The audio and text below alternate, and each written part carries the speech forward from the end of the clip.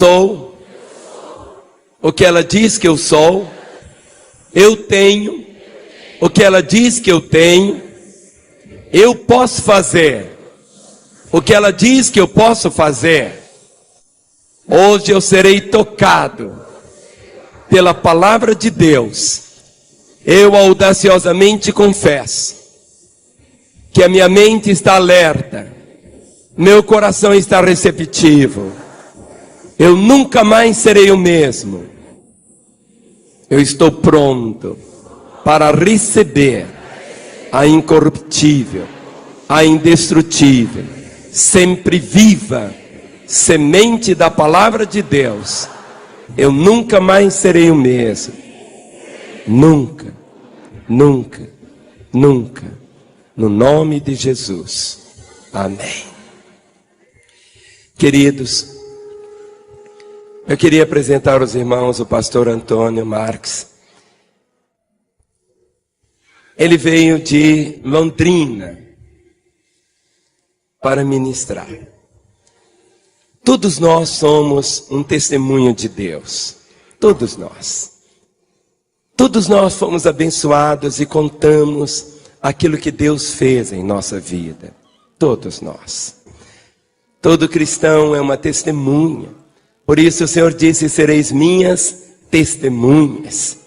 E nesta manhã, o pastor Antônio vai estar dividindo o seu testemunho. Eu quero que nesta hora você assente e que nesta manhã, de uma forma tão gloriosa, você possa experimentar o transbordar da graça do Pai. Eu vou pedir que os irmãos assim assentem bem no meio dos bancos, para que a beirada fique mais livre. E vou pedir à esposa do pastor Ademir para ajudar lá fora, para que tudo esteja em ordem agora. Faça assim, psh, todo silêncio. Nós queremos ouvir, e eu sei que nesta manhã você vai sair por aquelas portas com seu coração mais apaixonado pelo Senhor.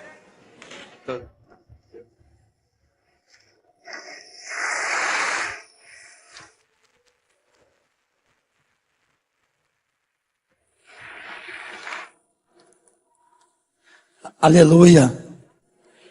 A paz seja com todos nesta manhã. Bom dia, senhores e senhoras. É uma satisfação, uma alegria estar aqui mais uma vez.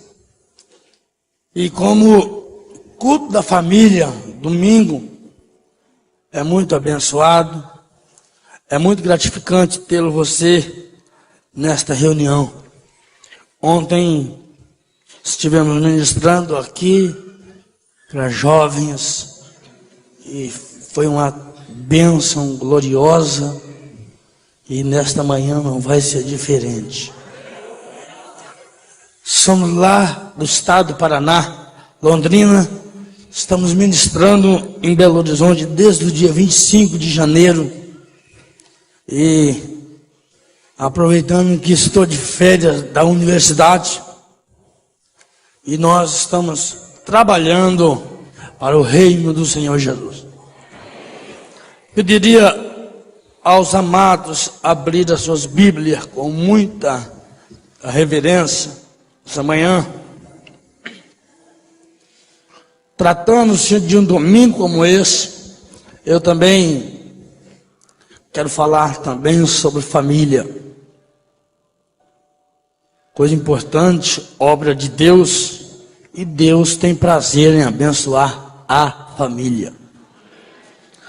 Abre a sua Bíblia comigo no livro de 1 Samuel, capítulo de número 2, versículo de número 6. Glória seja dada em nome do Senhor. Capítulo de número 2 de 1 Samuel, versículo 6, a palavra diz assim: o Senhor é o que tira a vida e torna a dar vida, faz descer a sepultura e faz subir. O Senhor empobrece e também enriquece. Abaixa, também exalta.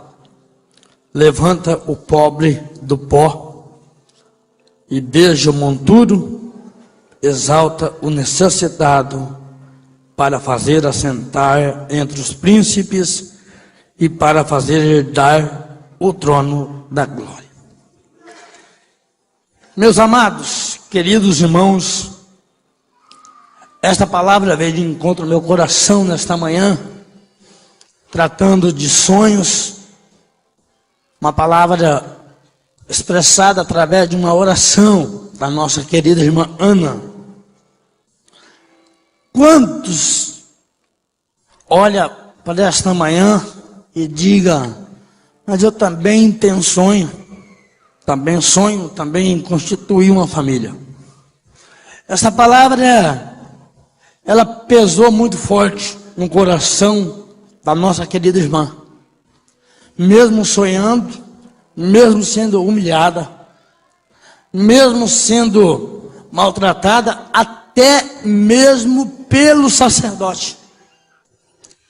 Imagino quantas pessoas, quantas vezes aquela sua amiga Penina debochava da cara daquela senhora. Você não pode gerar, você não pode ser mãe. E acredito que isso começou a causar dores sobre aquelas senhoras. Mas ela não desistiu. Os sonhos da Ana era constituir uma família, era ser mãe um dia. E a Bíblia diz que por todas as humilhações que ela passava, a ponto de que alguém o chamasse de bêbada. Mas a Bíblia diz também lá, no primeiro capítulo, nos versículos finais, que Deus lembrou-se de Ana. E naquela noite, Ana fica grávida e nasce o Samuel. Na verdade, esta é uma pequena parte introdutória que faço menção em deixá-lo nesta manhã, em dizer que às vezes nós não lutamos pela nossa família, não sonhamos pela nossa família, assim como esta senhora, essa mulher, o grande desejo era ter família, era constituir uma família, sabendo que nos dias de hoje, quantas mães, quantos pais abandonam seus filhos, e jogam seus filhos, até matam seus filhos, mas não é o projeto de Deus nessa manhã. O projeto de Deus para nós aqui nesta hora é abençoar a família. É que a tua família seja abençoada. É que a sua casa seja dignificada. Custe o que custar, mas Deus tem um projeto na tua família.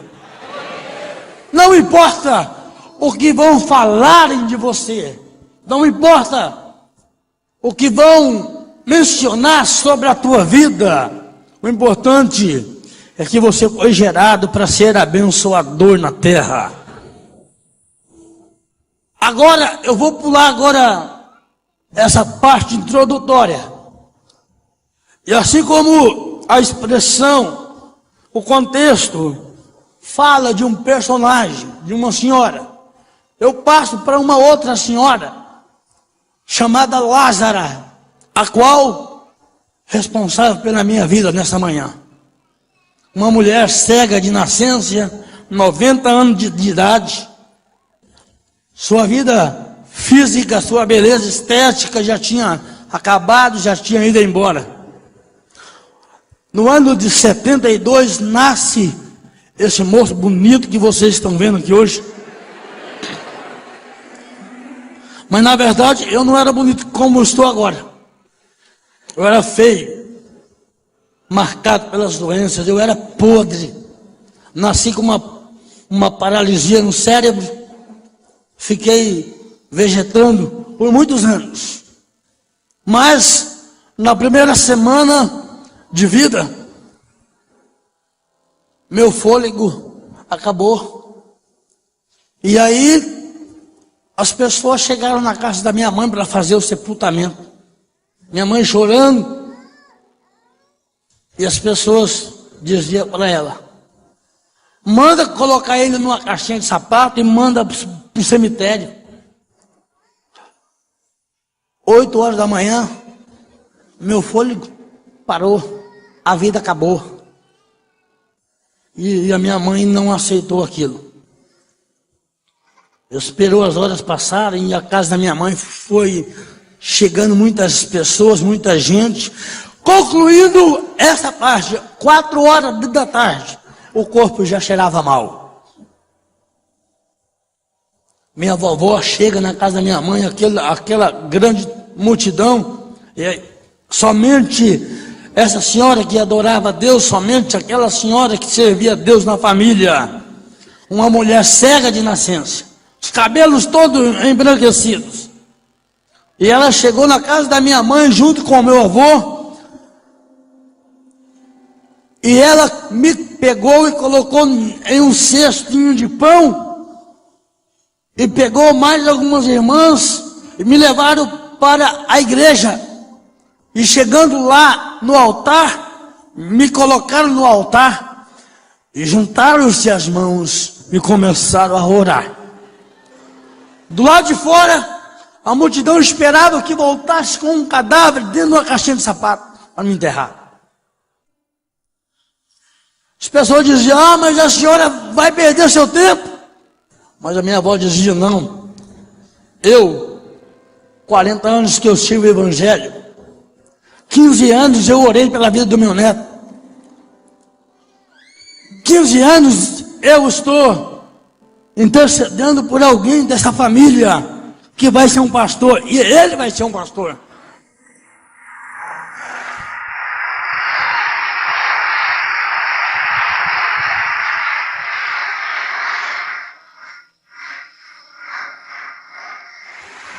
E agora, as irmãs começaram a orar.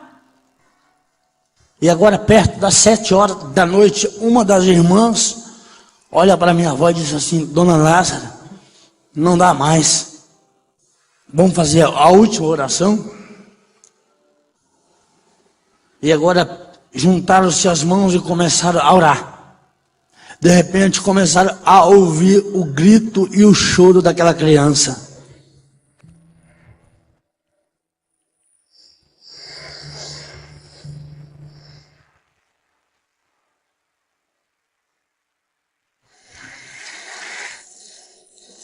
E agora me leva de volta para casa, e a multidão esperava que algo terrível fosse acontecer comigo lá na casa, que eles aguardavam um cadáver.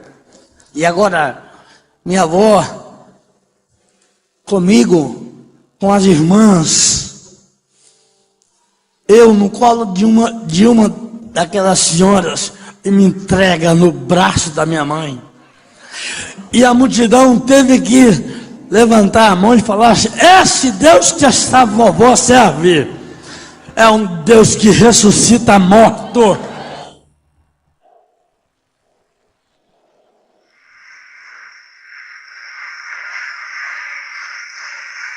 Olha,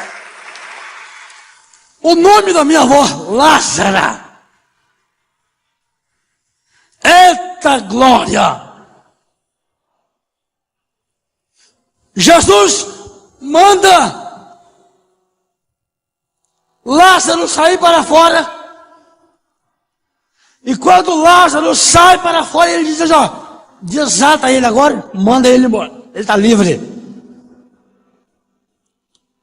E agora minha vida continua, começo a crescer naquela pequena cidade, com uma paralisia cerebral.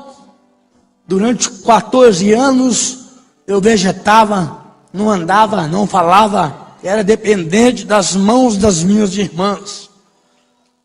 sem memória, não via, não tinha noção de vida, não conhecia minha mãe.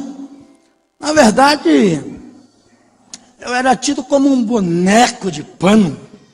Não tinha sentido eu estar vivo naquele momento.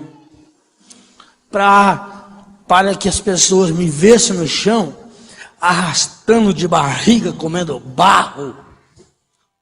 Ninguém foi capaz na história da humanidade, na Terra, entre os meus familiares, entre os vizinhos. Quantas pessoas olhavam para aquele moço, se arrastando como uma cobra, diziam assim: esse aí está condenado. A medicina descartou totalmente alguma cura sobre a minha vida.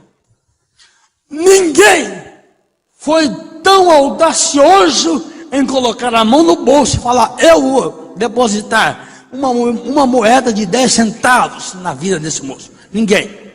Mas tem uma coisa: não foi preciso nenhuma moeda, não foi necessário nem ouro, não foi necessário prata, mas o sangue do Cordeiro. O sangue do Cordeiro.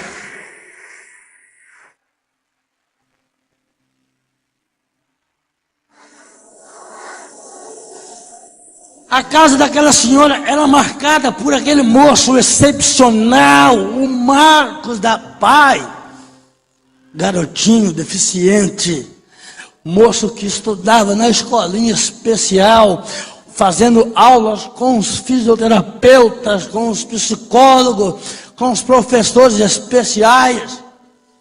Então as pessoas tinham vergonha, tinham receio de chegar perto daquela casa, porque aquela casa era marcada. Toda a minha família não se conformava com o meu estado. Alguém dizia assim para minha mãe: ei, a senhora poderia ter abortado esta criança.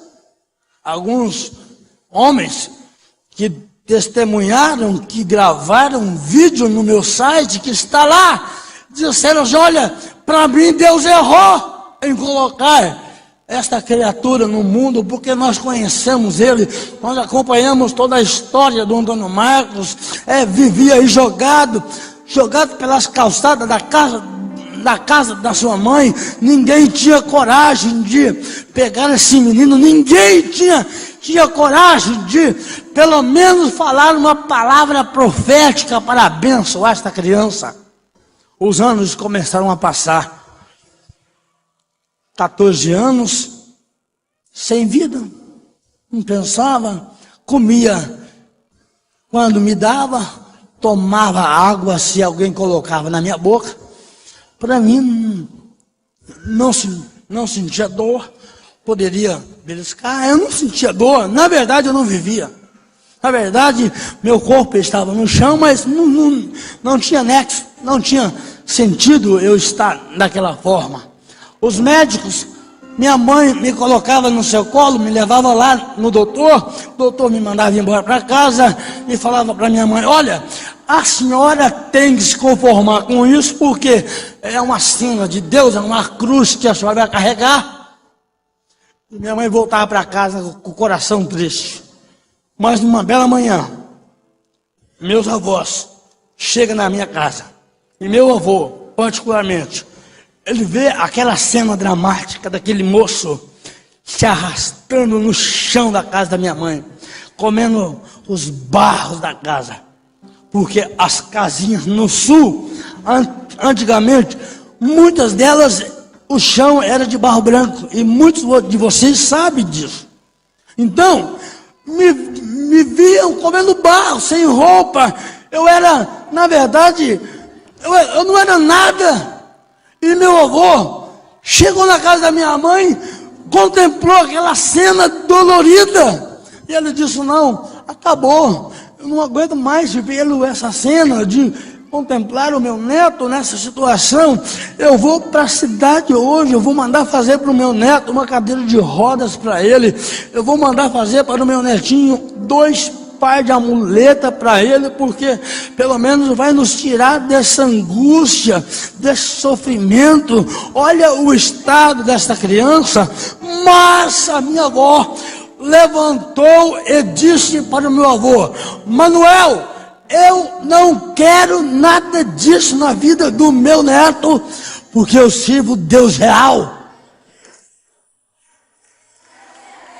E agora, ela disse assim: olha, eu estou orando por ele, e Deus tem falado no meu coração que ele vai ser um homem, e Deus vai confundir a medicina.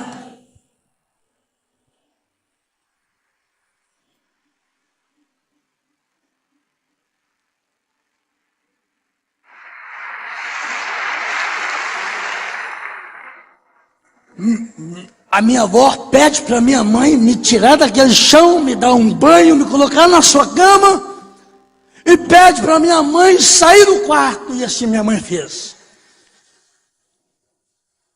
Minha avó, com a sua bengalinha, 90 anos, olha que lição, é família,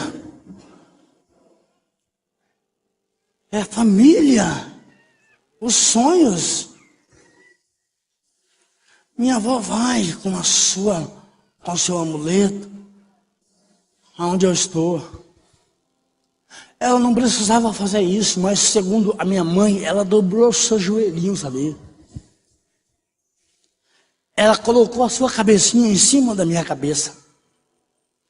E ela agora começou a chorar. E ela começa a orar.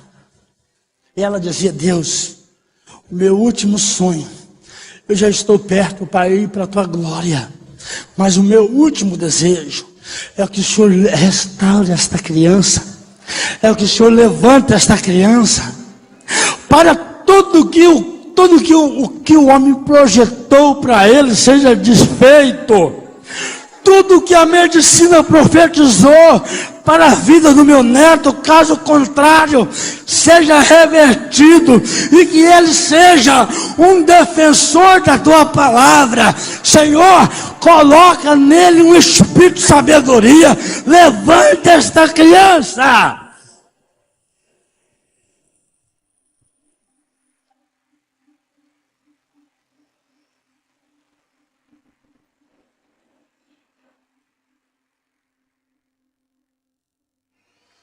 Uma semana passou, minha mãe foi colher café. 9 horas da manhã, mandaram chamar minha mãe.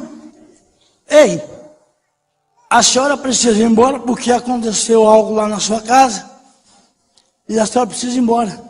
E a minha mãe esperava o pior que tivesse acontecido comigo. Minha mãe chega em casa, um grande número de pessoas, e minha mãe não sabia o que estava acontecendo. E agora, quando a minha mãe chega na sua casa, as pessoas dizendo para minha mãe: olha, qual é o remédio que a senhora deu para ele? Qual foi a garrafada que a senhora deu para ele? Porque minha mãe não acreditava em Deus.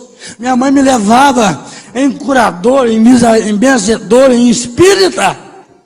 Mas as pessoas agora perguntavam para minha mãe qual era o remédio que a senhora aplicou nele, porque seu filho, 9 horas da manhã, levantou-se do chão e começou a andar na sua casa.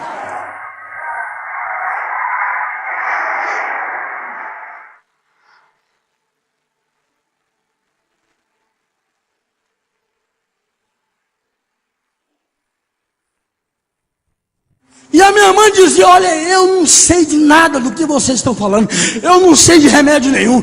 Se o meu filho levantou, é por causa do Deus da avó dele. Pergunta para a minha mamãe, que é vovó dele. É por isso que a Bíblia diz assim, ó: e verás a diferença naquele que serve e naquele que não serve.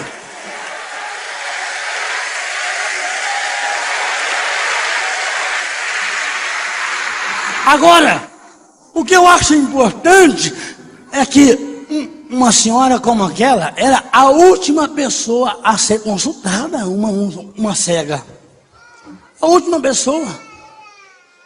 Quem pode esperar alguma coisa de uma pessoa como a minha vovó? Ah, nada.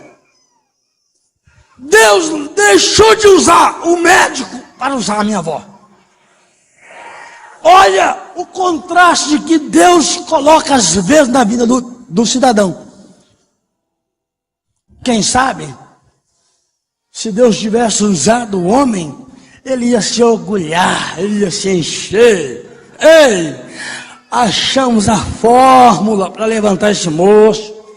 Mas Deus falou, não, eu vou usar o menor, eu vou usar menor, eu vou usar aquele que não tem aparência, eu vou usar aquele que não tem um aspecto muito bom para colocar esse menino de pé. É por isso que nesta manhã eu louvo a Deus pela família, louvo a Deus pela tua vida, louvo a Deus pela tua casa.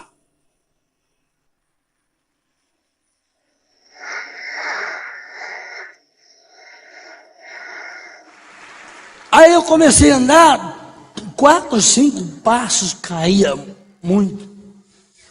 Não parava quase em pé, não falava, a língua enrolada, o pescoço tombado, a perna maior do que a outra, 7 centímetros, os braços mole, ainda não conseguia pegar um copo com água, não segurava nada sobre as minhas mãos, ainda não conseguia entender nada devido à minha memória.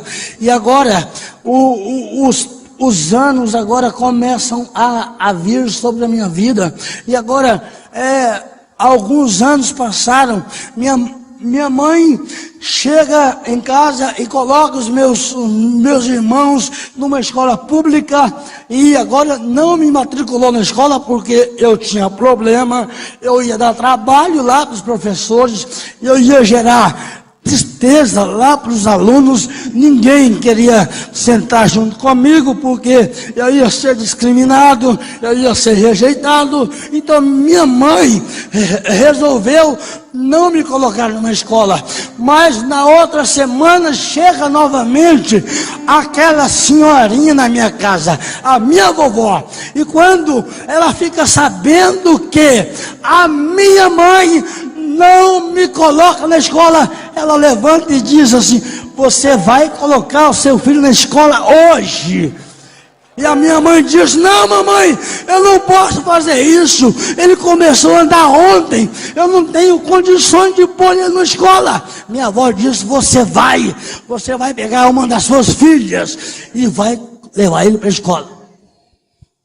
Minha mãe obedeceu minha avó, mandou que uma das minhas irmãs me levasse para a escola, mas na verdade eu não sabia nem quem eu era, nem onde eu estava, e me levaram para aquela sala e me deixaram lá. E eu acredito que o tempo começou a passar dentro daquela sala, mas de repente agora eu começo a ouvir uma voz. Essa voz saía de mim, saía das minhas entranhas, me chamava de meu filho. Por alguma, meu filho, levante a sua cabeça. E eu, não que eu estava vendo alguma coisa não, mas eu comecei a obedecer o comando da voz. Levante a sua cabeça. E agora o Espírito Santo, eu creio que Ele mesmo começava a levantar a minha cabeça. Levantei a cabeça naquela manhã e me deparei com uma claridade, uma luz. E agora aquela voz já partia daquela luz. De dentro daquela luz saía aquela voz que dizia: meu filho, meu filho. Olha, eu costumo dizer que lá em Gênesis capítulo 1, versículo 1, 2, 3, 4, diz assim: no princípio criou Deus os céus e a terra, havia trevas sobre a face do abismo, o Espírito de Deus pairava sobre as águas, e disse Deus: haja luz, e houve luz. Olha, Deus transporta a mesma luz para a sala de aula, me chama de meu filho, me manda levantar a cabeça. Lá ele diz assim: ó, haja luz. Naquela manhã ele disse assim: ó, haja cérebro, haja memória, haja sabedoria, haja despertamento.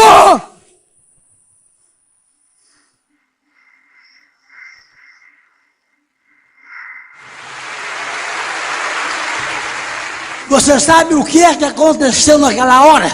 Minha memória, 15 anos paralisada, fechada, voltou em fração de segundo.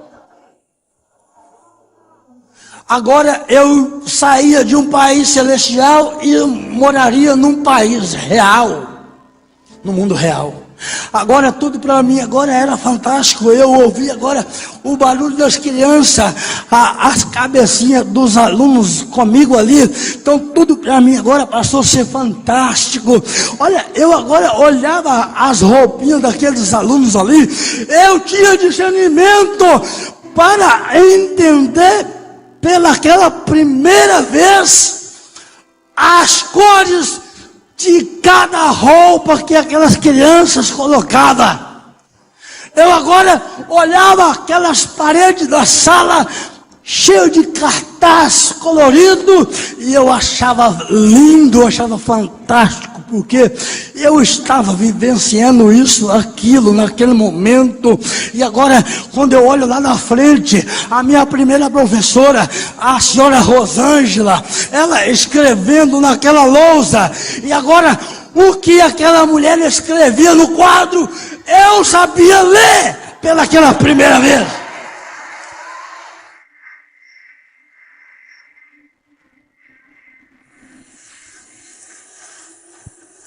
Tem razão a nossa irmã expressar dessa forma. Deus é aquele que tira a vida e também da vida. Ele abate, mas também exalta.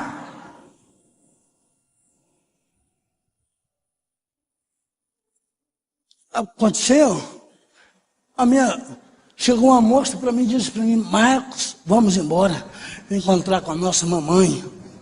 Primeira vez eu ouço a palavra mamãe. E aquela moça me tira para fora. E quando eu chego lá fora, eu começo a ver um mundo diferente. Eu vejo agora as árvores, aquele verde, aquelas árvores se movendo com o vento. Eu achei aquilo fantástico, coisa linda, natureza de Deus. Eu vi agora os carros passarem na rua, eu ficava admirando aqueles carros, porque eu estava vendo aquilo pela primeira vez. É como na sexta, aos 15 anos, e eu agora vi agora as crianças correndo para lá e para cá. Eu achava aquilo muito lindo. E agora minha irmã me puxando pelo braço, mas teve uma cena que me parou e que eu não posso esquecer dela nem um só momento. Foi quando eu levantei a minha cabeça ao céu e comecei a ver aquele céu azul gostoso, aquele sol que estava raiando naquela tarde, porque já era mais de meio-dia. E agora, quando eu olho para cima, eu vejo um pequeno pássaro, um pardal pequenininho, sentado num fio de rede elétrica. E aquele passarinho, ele assobiava, ele batia as suas asinhas. E naquela hora, eu senti alguém falar comigo: meu filho, agora você é livre, como esse pássaro, livre para falar, livre para adorar.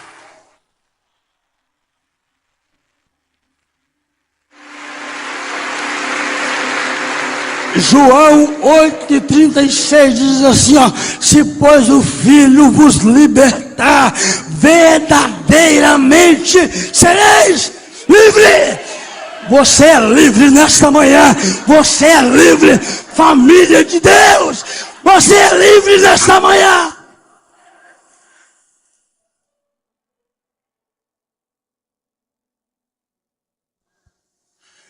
Eu já não tinha mais o meu papai, porque ele faleceu sem isso acontecer. Não cheguei a conhecer meu pai. não cheguei a conhecer alguns irmãos. Mas a partir daquele momento que a minha memória começou a estar intacta, funcionando 100 vezes mais do que a dos meus irmãos, aí, meu amigo, na sala de aula, não teve para ninguém.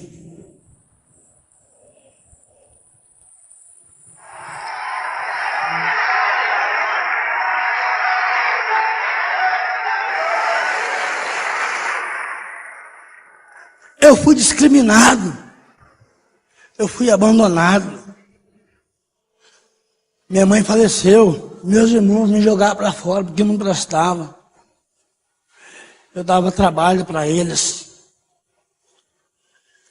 Eu passei fome.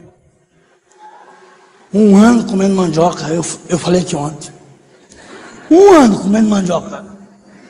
Mandioca de qualquer tipo. De manhã cedo, mandioca com café, no almoço, mandioca frita, à tarde, mandioca com açúcar, à noite, sopa de mandioca, misericórdia, o que é isso? E ontem o pastor Felipe me leva para comer pizza e pediu pizza de mandioca. Jesus...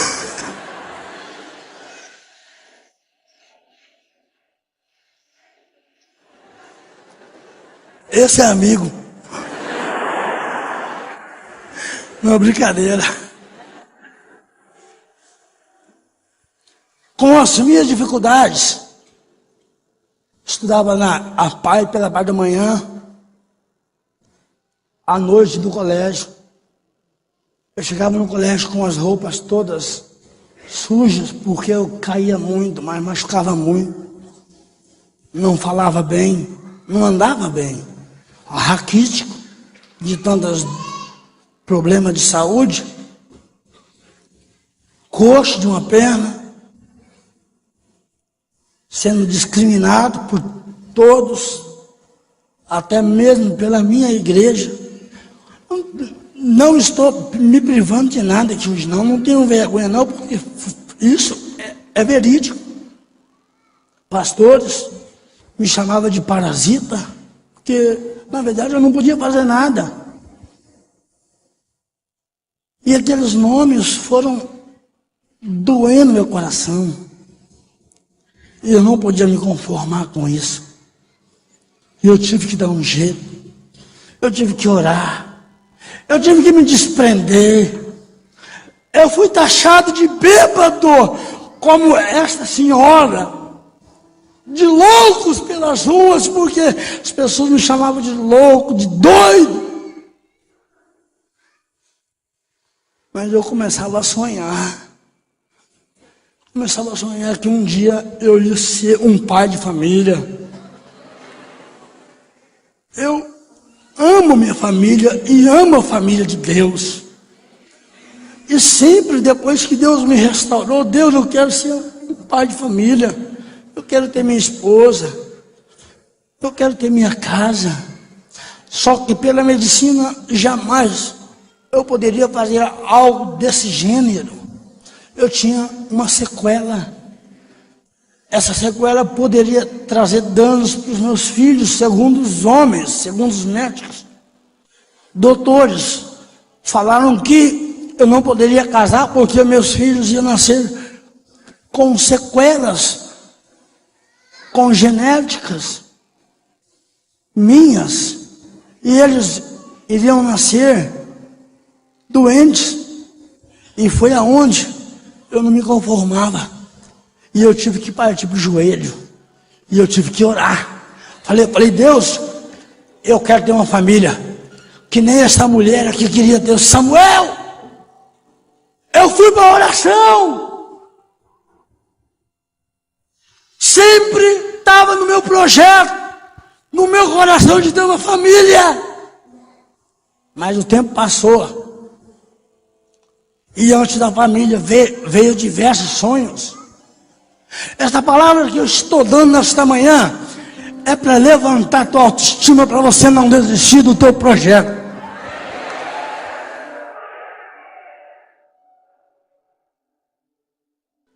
Com 24 anos, estou morando de favor no fundo de uma igreja.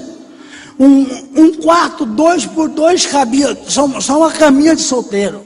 Não tinha luz elétrica, não tinha piso bonito igual esse. As pedrinhas do meu quarto eram de essas pedrinhas brita de construção de concreto.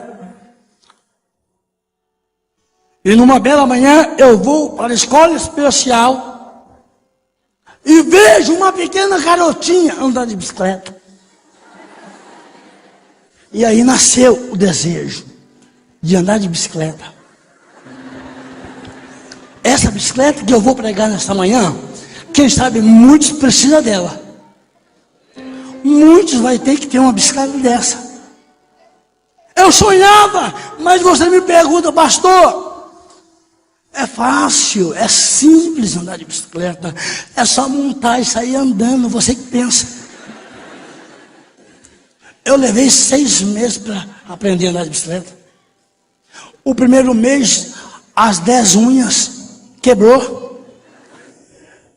O segundo mês, a minha perna direita quebrou. O terceiro mês, 2 costelas quebrou. O quarto mês, meu nariz quebrou. Aí o pastor mandou parar. Para! Você vai morrer, rapaz. Larga desse sonho teu. Esse negócio não é para você. E eu naquele hospital engessado, meia-noite, tomando aqueles remédios, mas sonhando que eu estava andando de bicicleta na rua da minha cidade. Para resumir, no 7º mês, não tinha mais o que quebrar. E eu quebrei a rótula da perna esquerda, direita, vazou para o chão, e aí teve que implantar uns parafusos no meu joelho. E foi a gota d'água para a igreja. A igreja se reuniu e levantou contra mim. E disse assim, ó, só tem um jeito de parar o Antônio Marcos. Vamos esconder essa bicicleta. Vamos prender essa bicicleta dele. E assim fizeram. Prenderam minha bicicleta. E eu lá no hospital, não tinha como mais andar mais. E outra coisa, não era bicicleta comum não, viu? Não era dessas mountain bike não. Era Caloi 10. Essas bicicletinhas com pneu fininho, o guidão emborcado. Não é qualquer pessoa que anda nessa bicicleta não. Mas eu queria andar nessa. Não tinha mais o que quebrar. O pastor fez um decreto, mandou esconder minha bicicleta sem eu estar presente. Eu estava no hospital e agora uma semana passou, ele foi lá com o bicicleteiro para me visitar e para levar para mim uma solução. E agora o bicicleteiro chega para mim e diz assim, olha, glória a Deus, Antônio Marcos, olha, fica feliz porque nós viemos trazer a solução para você e a partir de agora você vai andar de bicicleta. E eu disse, glória a Deus, mas qual é a solução que vocês vieram trazer para mim? Olha, já que você quer andar de bicicleta, nós vamos soldar 2 rodinhas para você aí. Falei para trás, Satanás. Vai para lá!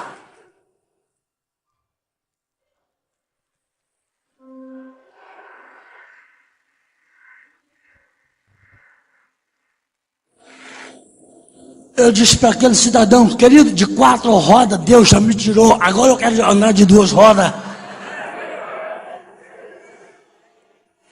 Eu saí daquele hospital, irmãos. Já não tinha mais como andar com a bicicleta, estava toda quebrada. Amarrei a bicicleta na cabeceira da minha cama e fui para o joelho. E daí eu comecei a orar. 15 madrugada fria, gelada, em cima daquelas pedras. O cansaço vinha porque eu chegava da escola meia-noite, dobrava os joelhos ali. Você sabe, sonhos, eu disse ontem, sonhar por sonhar não vale nada. Sonhar para você chegar no outro dia e contar para o teu amigo, não vale nada.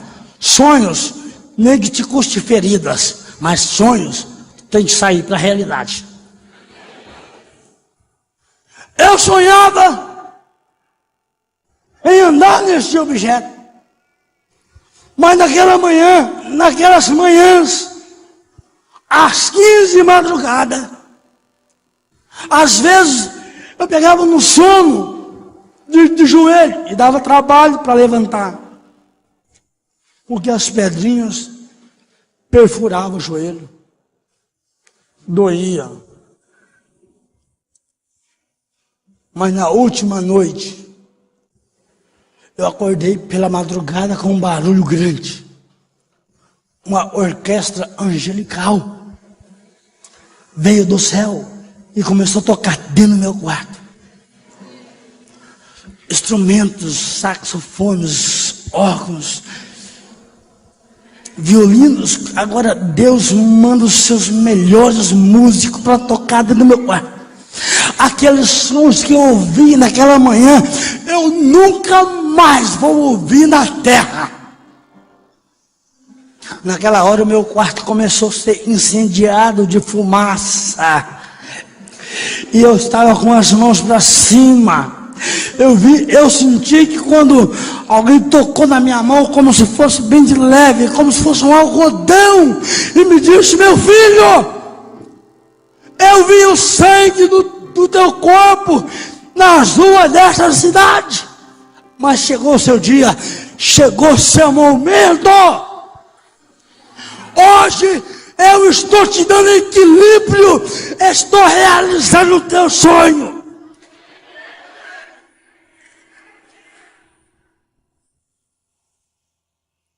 Quando eu quebrei a rótula da minha perna direita, eu tentei ainda mais alguns dias ainda.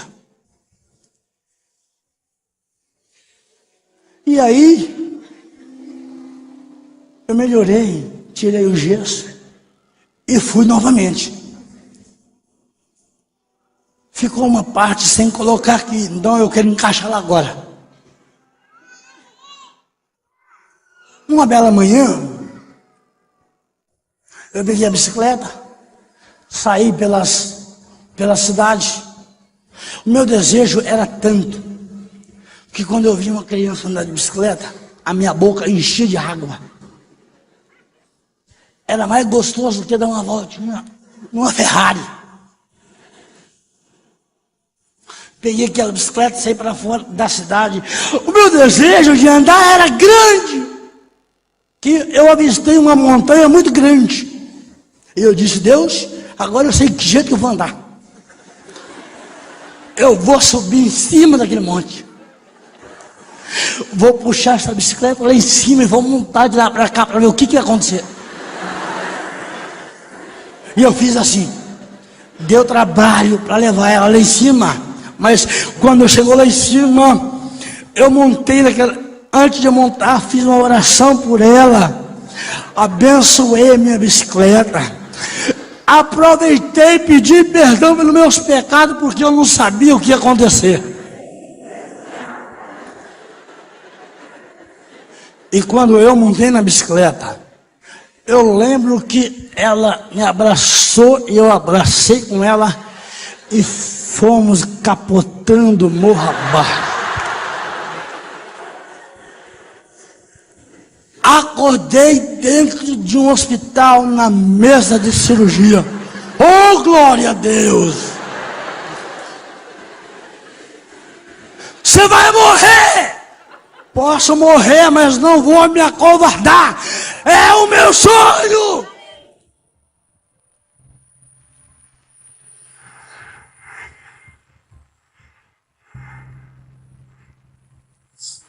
Voltando para aquela manhã da música que Deus falou comigo. E agora eu pego a bicicleta, levo lá para o bicicleteiro. E agora o bicicleteiro não queria acordar para arrumar a bicicleta. 6 horas da manhã, domingo, estava chovendo. E eu bati na porta da casa dele. E ele mandava a mulher dele vir. E eu dizia, irmã, acorde o irmão aí. Eu quero que ele conserte a minha bicicleta. Vai embora, Antônio! Não, não vou não. Eu batia mais forte. Vai embora, rapaz! Tá chovendo, é domingo! E o que tem a ver isso? Eu preciso da minha bicicleta consertada, irmão. Fala pro irmão levantar e consertar minha bicicleta. Ela não aguentou a pressão santa. E chegou no quarto e disse, ó, meu amor, levanta porque eu já não sei mais o que falar para o dono Marcos. Vai lá, conserta logo esse negócio, deixa ele morrer logo lá. Arruma para ele esse trem logo. E ele levantou, com uma vontade de pegar no meu pescoço e me esgoelar. E ele me levantou, levou a minha bicicleta para a sua oficina e está consertando e está falando comigo assim, então quer dizer que hoje você vai andar de bicicleta? Falei, vou! Por dentro eu dizia assim, ah, demônio do inferno, você não sabe. Só que eu não poderia falar isso, porque senão ele parava de arrumar a bicicleta.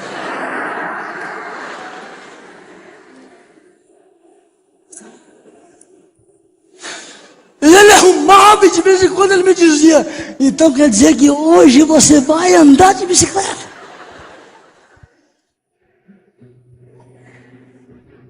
E eu engoli ali para não falar nada. Arrumou minha bicicleta, tá pronto, tá ok. Me deu aquela bicicleta e eu agora fui saindo bem quietinho para não pagar a conta. Eu não tinha dinheiro para pagar a conta.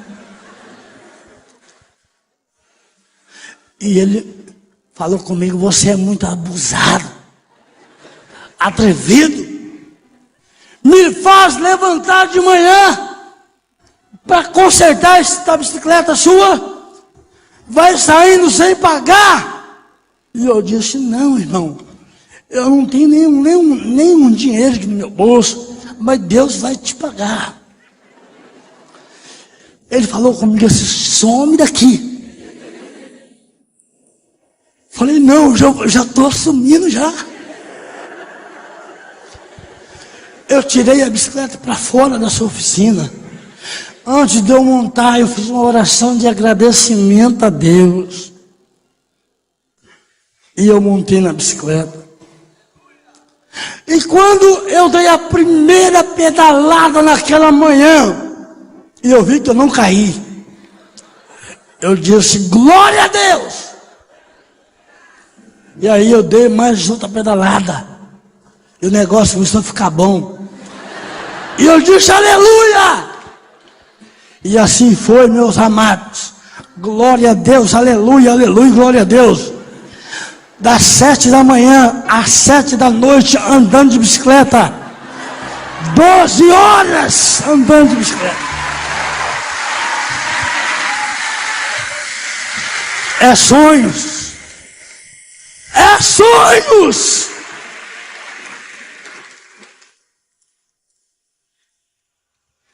Eu vou resumir a minha história aqui hoje.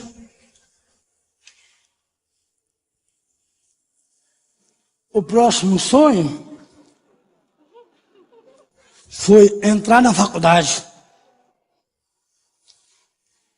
Tantos jovens aqui hoje que sonham em ingressar na faculdade, que tem preguiça de estudar para passar no vestibular, que não se esforçam. Eu, ainda mancando de uma perna, com dificuldades, nos sábados, à noite, a juventude ia para as praças, para lanchonetes, comer pizza.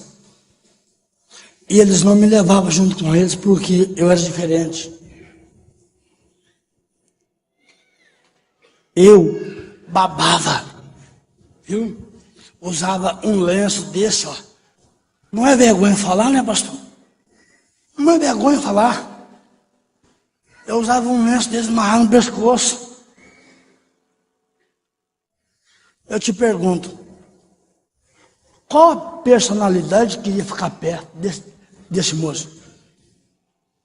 Eu tinha que entrar no meu quarto, tinha que chorar, eu tinha que orar. Por muitas noites, quando eu colocava a chave na maçaneta da porta, eu me sentia um vazio, uma tristeza. Mas quando eu entrava por lá de dentro do meu quarto, Deus falava comigo: meu filho, você não está sozinho nessa parada não. Estou com você nesse negócio aí. Eu vou passar na tua frente como um rolo compressor. Eu vou derrubar os escorpião. Eu vou derrubar as pedras. Eu vou esmagar o demônio. E você vai ser abençoado.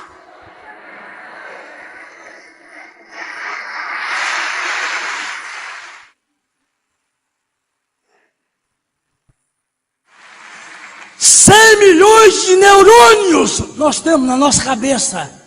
E não usamos 10%. Não usamos para projetar, não usamos para pensar. E queremos cobrar de Deus. Queremos falar: Deus, por que eu não tenho? Por que eu não recebo? Ah, pastor, mas estou passando por muita tribulação. Eu aprendi vitórias, aprendi gostar das minhas tribulações. Não que eu sou masoquista, coisa alguma não é isso não. Quando você vê Paulo falando lá em Romanos, dizendo que se gloria nas tribulações, não quer dizer que Paulo era masoquista não. Porque ele diz assim, ó: nós gloriamos nas tribulações porque elas produzem. Produz o quê? Perseverança. O que mais? Experiência. O que mais? Esperança. E agora eu vejo o poeta escrever 2 poesias, e na primeira ele diz assim, ó: quanto mais negra for a noite, mais brilham as estrelas. Aí ele volta falando assim, ó: quanto mais a flor amassada, mais transmite perfume. Aí você olha o cantor cristão falar assim, ó: os mais belos hinos de poesia foram escritos em tribulação. Jogando isso para nós agora, quanto maior foi a luta da igreja, maior será a vitória da igreja.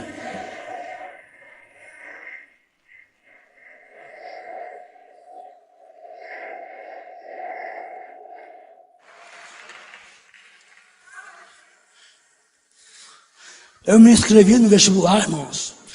Cheguei na fila do vestibular com um lenço amarrado, porque essa parte aqui, ó, era queimada com saliva. Até o meu tórax era queimado com saliva. Meus dentes deu perca óssea total. Cheirava mal. Vou para a fila do vestibular. Espantou-se todo mundo. Vieram todo mundo para me arrancar da fila, para cortar o meu sonho, para descer-lhe o facão no meu sonho. E dizia uns para mim: moço, cadê seu pai, cadê sua mãe? Alguém toma providência, tira ele daqui. Esse moço não pode ficar nessa fila. E aquilo começou a me perturbar.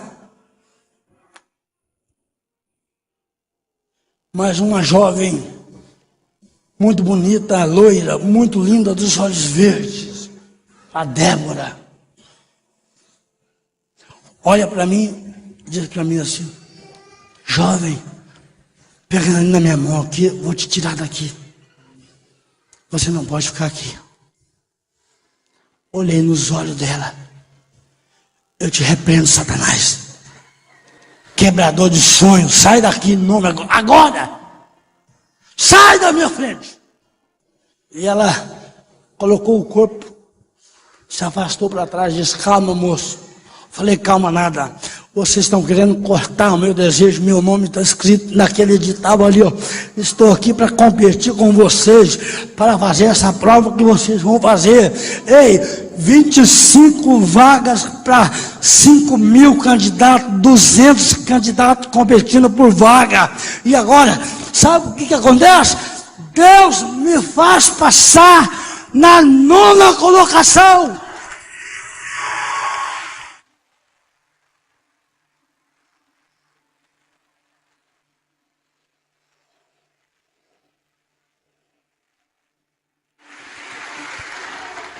Todos aqueles que tentaram me arrancar da fila foram reprovados para a glória de Deus Pai. A Bíblia diz assim, ó, é Ele que exalta, é Ele que abate. Quem sabe nesta manhã você não está entendendo o que Deus quer fazer na tua vida. Quantas humilhações, quantos preconceitos eu tive. Para a glória de Deus, estou na 2ª universidade. Direito. 3º período é direito. Querido, na faculdade lá não tem para Satanás. Passei no 3º lugar, agora 2008. Fevereiro comecei a estudar. Já me apresentei. Bom dia a todos. Meu nome é Antônio Marcos. Sou pastor. Quero falar um negócio para vocês que eu não sou bobo não, hein?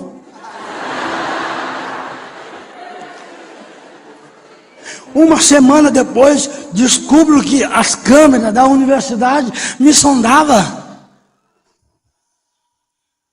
Me vigiaram durante uma semana. O meu jeito no pátio da universidade. E aí, estou numa aula de direito constitucional. E recebo uma intimação extraordinária para comparecer na reitoria. Tudo ok, já vou me apresentar.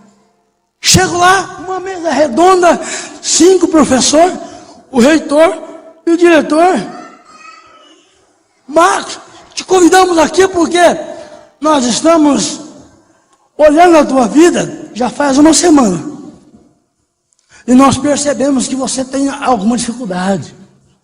E nós estamos preocupados com você aqui dentro. Nós trouxemos você aqui para fazer para você 2 perguntas. Sim, pois não, faça. A primeira pergunta. Queremos saber se você é portador de algum remédio controlado, quer dizer, Gardenal? Remédio tarja preta? Porque, sabe, é uma faculdade, é uma universidade que tem aqui. Então pensaram que a qualquer momento ia me dar um susto, ia me dar uma parada e eu ia cair naqueles lugares. Esperava uma resposta. Mas não terminando a primeira, lançaram a segunda. A segunda pergunta: se você tem ataques epiléticos, epilepsia? E eu disse: eu posso responder para vocês em pé? Sim, pois não. Levantei, eu estava com um terno preto, de gravata. Meus senhores, bom dia a todos, bom dia. Quero dizer que é uma honra estar aqui no meio de vocês aqui. No tocante às perguntas de vocês, as respostas para vocês, na primeira pergunta que foi me feito sobre qual tipo de remédio que eu tomo, quero falar para vocês que eu tomo remédio sim, eu sou portador de um remédio sim. É forte. É pior do que tarja preta. Você não encontra em farmácia. Quem assina para dar esse remédio tem que ser somente uma pessoa. E não é desse mundo, não. A minha receita, quem assina é Ele. E quando eu respondi assim, o professor já colocou a mão na cabeça e falou: meu Deus, e agora? Aí o diretor falou: olha logo, fala logo qual é o remédio que você toma. Diz: calma, cidadão.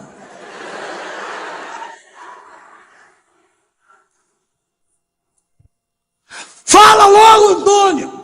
Para nós mandar comprar, para colocarmos aqui na farmácia da universidade. Falei: não, vou responder a segunda pergunta.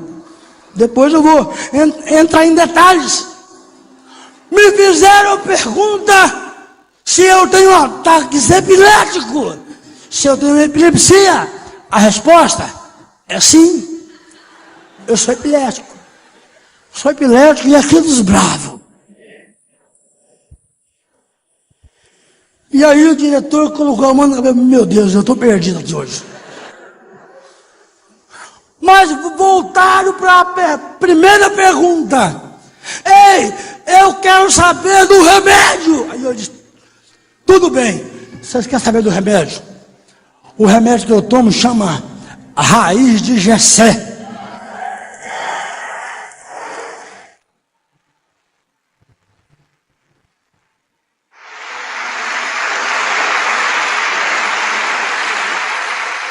Aí o professor orelhudo, não conhece Bíblia, não sabe nada, não sabe o que é a raiz de Jessé, levantou a sua voz lá e me diz assim: aonde acha essa tal raiz para comprar?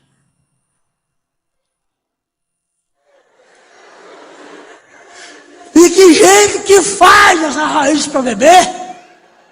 Falei: olha aqui, meus amigos, você acha ele em qualquer lugar. Agora, na questão de tomar, ele é tanto de beber quanto de comer. Ele é tanto pão como água. E o diretor me faz explicar o que é a raiz de Jessé. E naquela manhã, Deus me dá oportunidade para pregar sobre Jesus Cristo para aqueles homens.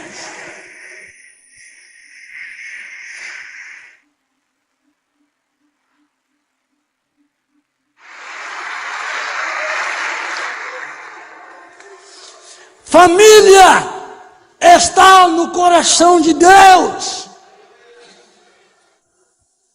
Família, depois de Deus, é em primeiro lugar nessa terra.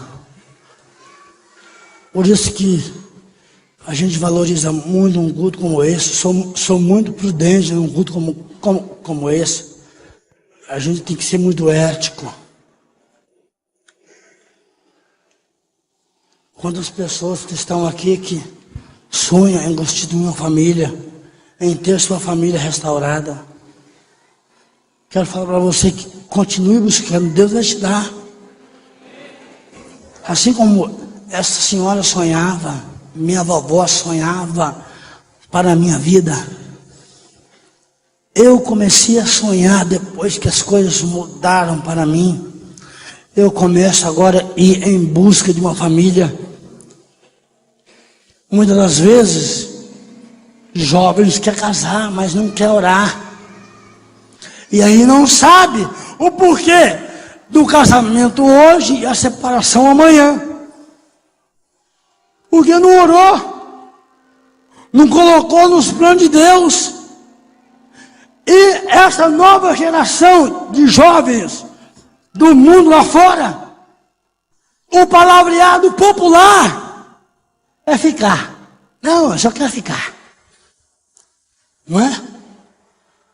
Isso para a garotada lá fora, mas para você que está aqui nesta manhã, Deus tem uma aliança com você nesta hora. Deus quer unificar a família. Só que para que eu pudesse constituir a minha família, eu tive que entrar no vale, eu tive que orar, eu tive que colocar, Senhor, agora é tudo ou tudo. Eu dizia isso para Deus. Por quê? Eu não conseguia lavar minhas roupas. Eu não conseguia cozinhar para mim mesmo. E eu ia lavar minhas roupas, doía minhas mãos, porque eu não tinha força para esfregar as roupas. Eu criei um pânico de calça jeans. Eu não posso nem ver calça jeans na minha frente, porque eu não tinha força para esfregar aquelas roupas. E aí, Deus, eu não sou machista não, mas lavar, Senhor, não é comigo não. Eu não aguento. Comecei a orar. 4 anos de oração, 4 anos pedindo a Deus uma esposa, 4 anos falando: Deus, eu preciso de uma esposa para me ajudar. Olha, aqueles 4 anos foram os 4 anos mais desgastantes que eu tive ali na cidade, porque todas as pessoas vinham contra o meu projeto, porque na verdade eu não poderia casar. Na verdade, diante da medicina, eu não poderia estar usando uma aliança no meu dedo hoje, não. Os professores da PAI, os psicólogos, os doutores, eles alegavam que eu teria que ir para o convento para estudar para padre, porque padre não precisava casar. Alegaram isso. Aí, foram 4 anos. No último ano, no último dia do meu propósito, eu conheci uma moça na cidade de Londrina. Eu conheci ela, mandei o rapaz dar recado para ela. O rapaz que eu mando dar recado para ela, ele se interessa por ela. E aí, o tempo passou, ela voltou para a minha cidade, num evento que teve lá. E nós estávamos orando. E eu agora estava no propósito com Deus. E eu queria que Deus mostrasse para mim naquela manhã a minha esposa.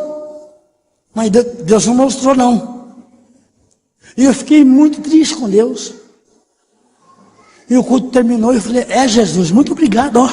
Só o Senhor ganhou. Obrigado, Deus, ó, parabéns. Mas Deus, Ele faz tudo ao contrário do que a gente quer. Deus não mostrou ela para mim, mas mostrou eu para ela.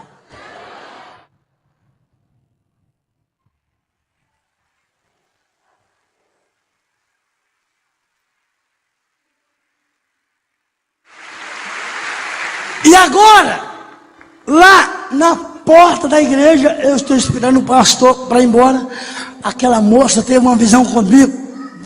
Eu estou no púlpito com os pastores, um grupo de 900 pessoas, e agora deu-se um zoom lá nos olhos dela, e veio até onde eu estava, e ela me viu só eu. E quando ela viu os meus traços, ela disse: Deus tem misericórdia. Esse aí não, Jesus. E pela segunda vez deu novamente aquele flash. E o zoom foi lá e voltou. E ela virou o rosto para a parede e disse: Senhor, já está de brincadeira comigo. A terceira vez acontece. E agora, ela não tem mais o que falar. Aí ela diz: então tá bom, Senhor, seja feita a tua vontade. Eita glória! E agora eu estou lá, a moça chega para mim, chega bem de leve, com o cabelo longo. Ela teve que ir comigo, teve que ir embora quarta-feira passada agora. E ela me dá a mão para dar paz. E a hora que ela estende a mão para me dar paz, eu agarrei a mão dela com tanta força e disse: ó paz, irmão! E ela colocou a mão na sua bolsa e tirou um papel com o telefone e me disse: ó, é o meu telefone, é o que você chegar na sua casa, você me liga. Eu catei aquele papel com força, coloquei no bolso e fui chamar o pastor: pastor, vamos embora logo, vamos embora logo. Tinha que andar 180 quilômetros para chegar na minha casa ainda. E o pastor naquela noite me judiou. Ele tinha um golzinho quadradinho, meu Deus, mas que tristeza! O ponteirinho do carro não passava de 60 por hora. Tinha horas que eu tinha vontade de lascar a botina esquerda naquele acelerador e meter o pé para chegar logo lá, para ligar para Renata. E assim eu fiz. Fui lá falar com o pastor presidente, chegamos lá 00:15, olha, vou lá na casa do pastor presidente para pedir a ele o telefone dele, para deixar eu ligar. Pastor, me empresta o seu telefone, é um negócio, é um caso de urgência, é vida ou morte, e o senhor tem que me arrumar o seu telefone. E outra coisa, o senhor não pode ficar perto não. E ele me emprestou o telefone. Naquela madrugada, eu liguei para Renata. Começamos a namorar por telefone. Que coisa chique. Se fosse hoje, namorar pela internet. Começamos a namorar no dia 25 de maio de 98. Eu não tinha nada. Quando foi no dia 19 de dezembro de 98, eu estava casando com aquela jovem.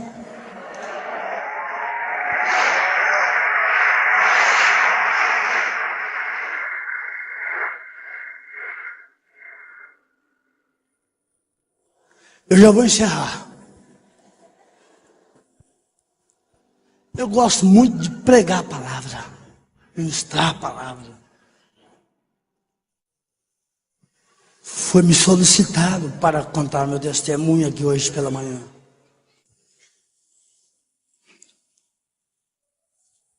Os meus filhos foram sonhos.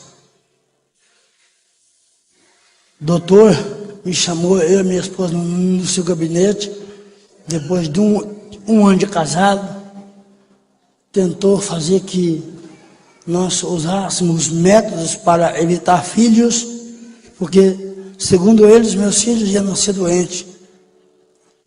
Mas Deus estava no meu projeto, estava no coração de Deus de me dar a primícia. E Deus me deu 2 filhos perfeitos.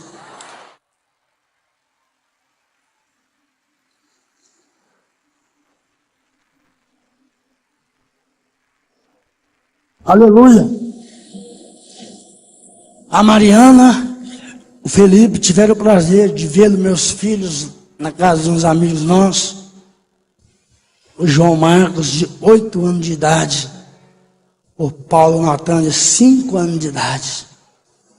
Quando eles vão almoçar comigo na mesa, ele diz: papai, deixa eu orar. E eu começo a ver minha família, eu começo a chorar. Porque, irmãos, só quem é pai, quem é mãe sabe do valor que tem a sua família. Valorize a sua família. Ensine os princípios corretos para os teus filhos. Assim como essa irmã foi tão humilhada, foi tão discriminada. Eu ainda sou confundido nas ruas, nos aeroportos pelo Brasil, nas rodovias federais, vindo agora do Paraná para cá com meu carro.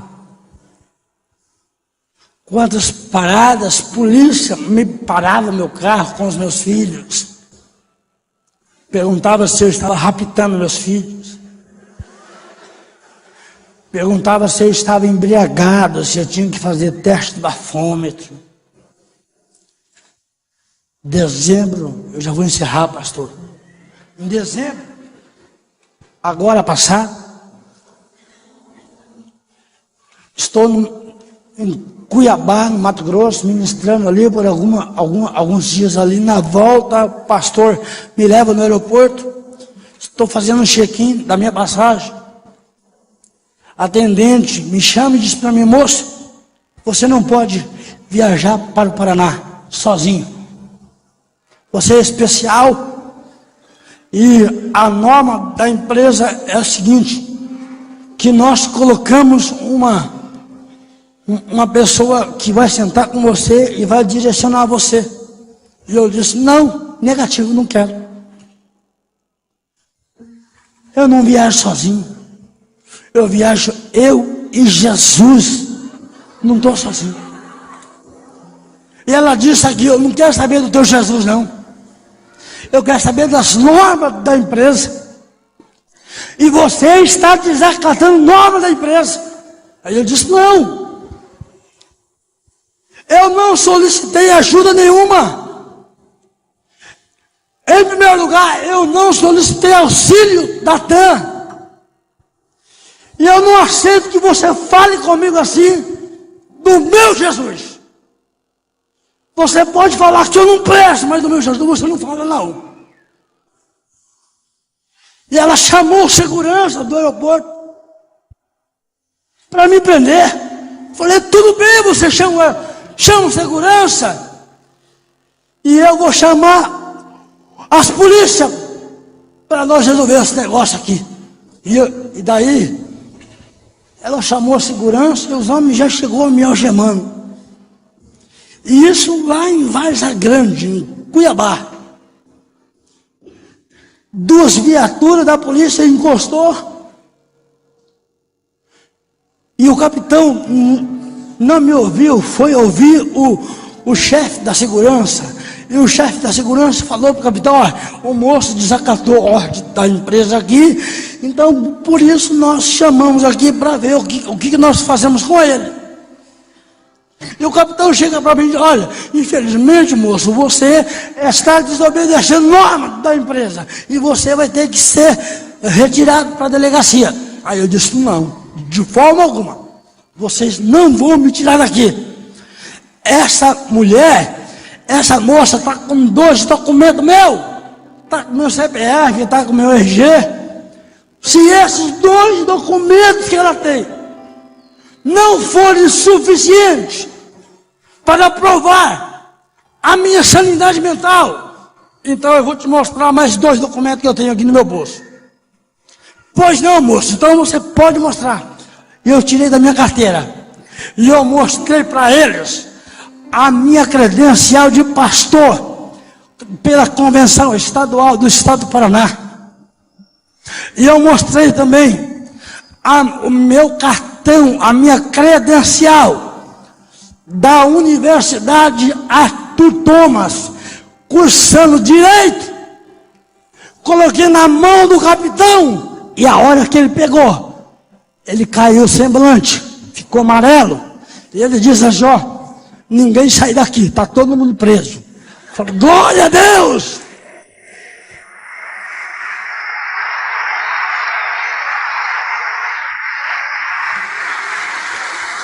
Aí eu voltei para aquela moça e falei: ei, esse é o Jesusinho que você falou do meu, viu? Esse é o Jesus que você discriminou.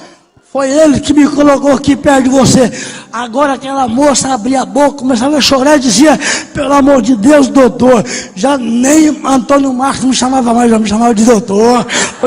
Satanás, não faça nada comigo, não. Não vou te fazer nada com você, mas para você aprender nunca mais subestimar as pessoas pelas aparências.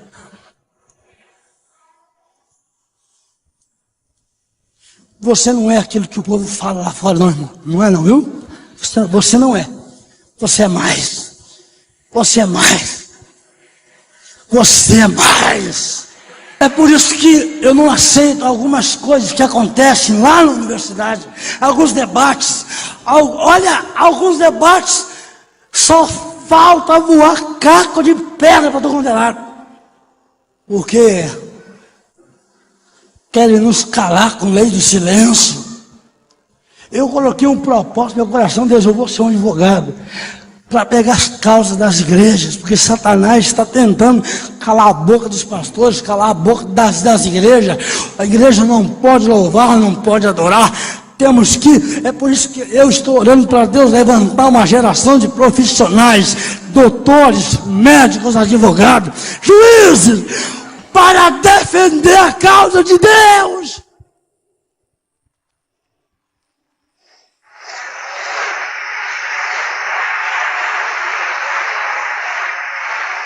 Olha, ele morreu pela minha vida, meu Deus. Ele foi massacrado por você. E será que pelo menos alguma coisa eu não poderei fazer por ele?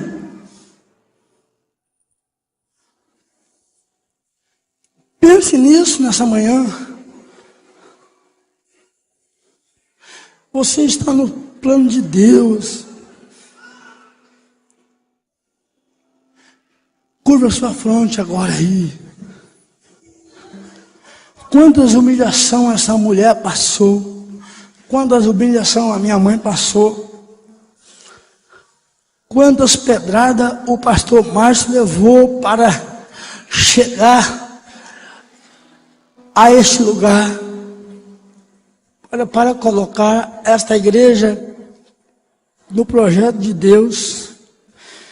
Quantas pessoas humilharam, quantos demônios levantaram contra esse ministério, quantas palavras falsas, quantas palavras contrárias foram lançadas contra esta casa, contra este grupo de cantores que temos aqui nesta congregação, nesta igreja. Mas Deus tinha um projeto de expandir, projeto de expansão, projeto de expansão na minha vida, de crescer, projeto de expansão na tua família, que a sua família seja bênção, que a tua família seja próspera, que a tua família seja um alvo de Deus nesta manhã, que a tua família seja alcançada, que a tua família seja tocada, que a tua família seja agraciada pela unção de Deus nesta hora. Glória, nós queremos orar, Senhor, em nome de Jesus. Eu coloco cada família nas tuas mãos agora, cada jovem, cada filho, Senhor, cada papai que está aqui agora, meu Deus, em nome de Jesus Cristo, Pai. Senhor, não deixa que o inimigo impetre palavras, Senhor, ervas daninhas nesses corações, em cada lar, não, Pai, não permita que isso aconteça, mas permita, Pai, que o seu amor, que a tua palavra, que o teu óleo, que o teu bálsamo venha nos refrigerar, venha nos, Senhor, colocar sobre a nossa cabeça, Pai, que nós sejamos alvo de Ti nesta hora. Oh, glória! Eu Te louvo nesta manhã, Pai, pela Igreja Batista da Lagoinha, em Belo Horizonte, em todos os quadrantes deste Belo Horizonte, Pai. Nós abençoamos, Senhor, cada vida. Você que está ouvindo agora e vendo pela internet, pela televisão, receba agora a bênção de Deus na tua casa, na tua família. Seja curada agora de todo mal. Seja liberada agora uma palavra profética, uma palavra de cura, uma palavra de sabedoria, uma palavra de ânimo para você hoje, em nome de Jesus. Glória.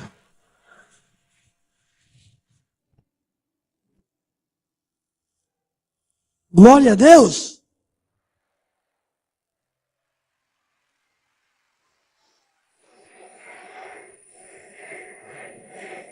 Glória a Deus. Queridos, vamos nos colocar em pé nesse instante. Dê a mão ao irmão que está aí ao seu lado. Você não apenas ouviu, mas você viu uma prova viva. Se tentaram matar os teus sonhos, nós vamos cantar. Se você, meu irmão, sufocar os sonhos que Deus tem colocado na sua vida, a Escritura diz que para Deus todas as coisas são possíveis. Todas as coisas são possíveis. Não existe no vocabulário de Deus essa palavra impossível para quando o seu coração se volta para Ele. Quando você contempla o pastor Antônio aqui, vendo um pouquinho do seu testemunho, daquilo que pela bondade de Deus, Deus fez. E Deus continua a fazer.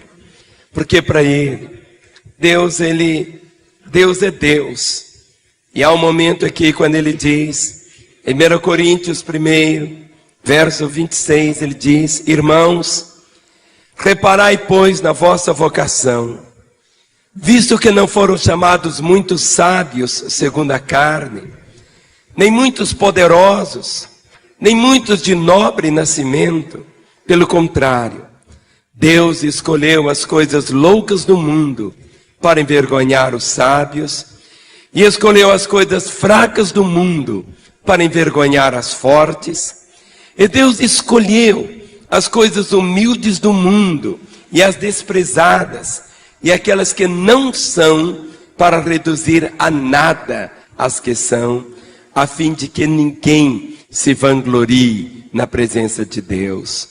Mas vós sois dele em Cristo Jesus, o qual se nos tornou da parte de Deus sabedoria e justiça e santificação e redenção, para que, como está escrito, aquele que se glorie, glorie-se no Senhor.